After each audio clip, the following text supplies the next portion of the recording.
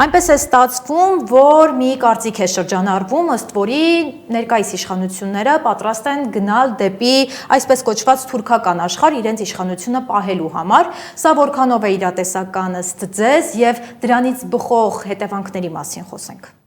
Ոչ թե պատրաստ են գնալ, այլ գնում են, հա, եւ այս Հայաստանի եվրոպացումը դա զուտ շերմ է եւ խոսքեր են, որտեղ իրականում այն ճանապարհը, որը բռնել է Նիկոլ Փաշինյանը, դա Սաակաշվիլի բռնած ճանապարհն է։ Ովքեր ծանոթ են ինչ եղավ Վրաստանի Սաակաշվիլու կառավարման ժամանակ, իրենք շատ լավ գիտեն, որ կարճ ժամանակ անց Վրաստան ներխուժեց թուրքական կապիտալը, Աջարան ընդհանրապես դարձավ ոնց որ Թուրքիայի մի մարզ, հա, եւ վրացիները աջարը իրենք շատ բաներից, իրավունքներից արդեն զրկվել են, օրինակ ղեկավար պաշտոններ զբաղեցնելու բիզնեսում։ Հիմա նույնը եւ նաեւ Թուրքիան եւ Ադրբեջանը դարձան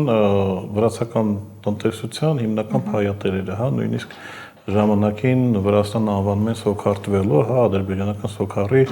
անվանումը խաղացնելով, հա, եւ սա նաեւ սպասում է մեզ։ Եվրոպացում մեր մոտ չի կարող լինել ինչ պատճառով, որովհետեւ որպեսզի դու դառնաս եվրոպական համայնքի անդամ, դու առնվազն պետք է սահմաններ ունենաս որևէ եվրոպական երկրի հետ, հա, եթե Ուկրաինան ունի Լեհաստանի, Մոլդովան, Ռումինիայի հետ, Հայաստանը չունի որևէ մեկի հետ։ Եվ Հայաստանի հարևանները դա կամ Թուրքիան պետք է դառնա Եվրամիության անդամ կամ Վրաստանը, երկուսն էլ հիմա այդ ճանապարհից բավականին հեռու են կանգնած։ Փաստացի կարող ենք ասել, որ եվրոպական, այսպես ասենք, հայտարարությունով Փաշինյանը իրականում Հայաստանը դարձնում է Թուրքիայի մի մաս եւ Հայաստանի սուբյեկտայինությունը դառնում է օբյեկտայինություն, այսինքն միգուցե Հայաստանը Փաշինյանի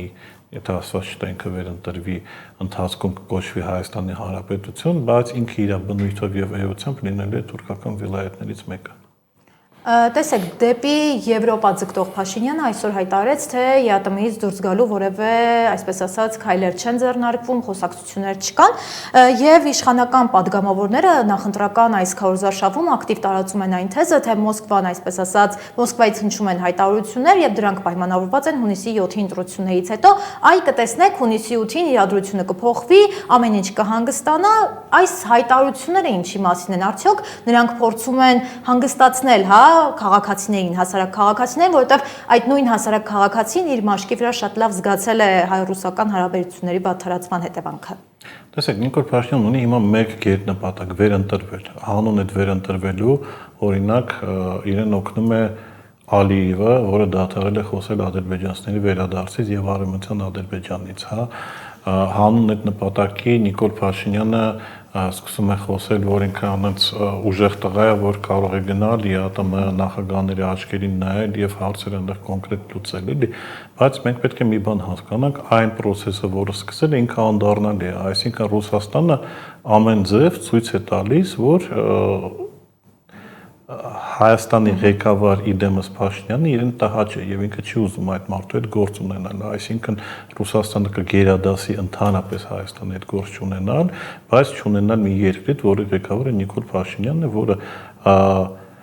խոսելով եղբայրությունից եւ ռազմավարական դաշնակցությունից հրավիրեց այստեղ Զելենսկուն եւ հարթակ իրեն տրամադրեց, որպեսզի ռուսների համար ամենասուրբ օրը մայիսի 9-ի պահով ինքը հոխորտա եւ ասի, որ ինքը բան անելու, ռմբակոծելու է զորահանդեսը, որը պետք է անցնի Մոսկվայում։ Այսինքն Ռուսաստանը կա բավականին լավ ասացված ռուսական, ռուսները долго запрягают, быстро едут, այսինքն համբերությունը անվերջ չէ եւ արդեն համբերությունը հատեց, դրա համար այն ինչ որ մենք տեսնում ենք, դա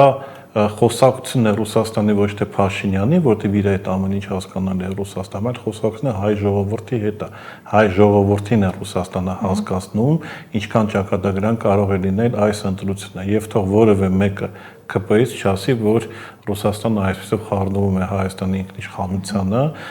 եւ վնասում է, որովհետեւ այսօր առավոտյան Դոնալդ Թրամփը այնպիսի մի ինքնիշխան հայտարարություն արել, որ ես պատկերացնում եմ, թե Վլադիմիր Պուտինը նույն տողերը ձոներ ենթադրենք Սամվել Կարապետյանին կամ Ռոբերտ Քոչարյանին։ Հիմա արդեն ամբողջ մամուլը հիստերիկ բաների մեջ էր, երևի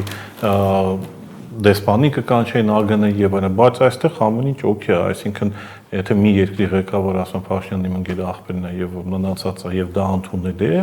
իրենց համար, ապա թող այլևս չխոսան Ռուսաստանի հիբրիդային պատերազմների մասին։ Տեսեք, խոսեցինք Թրամփի հայտարարության մասին, այնպես է ստացվում, որ Թրամփը բոլորս էլ գիտենք, որ արկածախնդիր ղեկավարը մեկ այս է ասում, մեկ այն է ասում, եւ Թրամփի հայտարարության մեջ ասված էր, որ Հայաստանը նորից կդարձնենք հզոր ու ավելի մեծ։ Սա ինչ է։ Սա արդյոք տարածքային պահանջ չէ։ Ում հաշվի պետք է Հայաստանը Թրամփը դարձնի ավելի մեծ ու հզոր։ Մի կողմ դնենք մանիպուլյացիան։ Կարգին հաղորդման լավ սկեչ կար, որ ասում էր փողին մունատ պետք է կգրեմ շնորհավոր ամանոր եւ նոր տարի, հա, մոտավորապես հիմա էլ այս վիճակն է, ավելին քան համոզված եմ, որ Տրամփը չի գրել այդ թվիթը, ուղղակի ադմինիստրացիայի կողմից գրվել է, դրվել է եւ դա եղել է երբի Փաշինյանի խնդրանքը դեռևս օգոստոսին կամ, չգիտեմ, Ռուբիոին է խնդրել, այսինքն սա որպես աջակցություն ինքը կորզեց իրենից եւ դրա փոխարեն անում է այն, ինչ որ ցանկանում է շոյում է Տրամփին, հա, ասել, որ Տրամփը խաղաղարար է, ինչ որ բաներ է ստորագրում եւ այլն, որտեղ էլ եմ ասում, Նիկոլ Փաշինյանը գլոբալ առումով թքած ունի Տրամփի վրա էլ։ Մենք հիշում ենք ԿՊ-ի խաղերը ԱՄՆ-ի դեմոկրատական կուսակցության հետ, երբ որ Լիլիթ Մակունցը Հայաստանի դեսպանը ներկայ էր դեմոկրատական կոնգրեսներին, հա, եւ այն ժամանակ Բայդենի անունով էին երթվում, հիշում եք Բայդենի ժամանակ ռազմավարական բան հուշագիր ստորագրեցին, բայց հետո անցավ 3 ամիս Փաշինյանը մունատ եկավ Բայդենի օգնական Օբրայենի, որ իր պատճառով դանդաղ էր գնում եւ գոզում էր կեցը Տրամփը, այսինքն Փաշինյանը ընտրվի, Տրամփն էլ իրան պետք է, ինչպես Սաակաշվիլին պետք էր Ջորջ Բուշի գլոբալ աջակցությունը, իրեն պետք էր Ջորջ Բուշի անունով տանել Վրաստանը դեպի Թուրքիա, նույն ձևով Փաշինյանը կօգտագործի,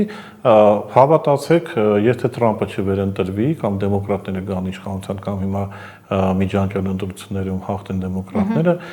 Փաշինյանի տոնայնությունը փոխվել է, այսինքն ինքը դա ձևը գտել է իր պատկերացմամբ, ով այդ պահին ուժեղ է, իր ձեռքն էլ նպաստում է եւ դա շատ նման է թուրքական դիվանագիտությանը, ինչը եւս ցույց է տալիս, թե որ արժեքային համակարգի մեջ է գտնվում Նիկոլ Փաշինյանը։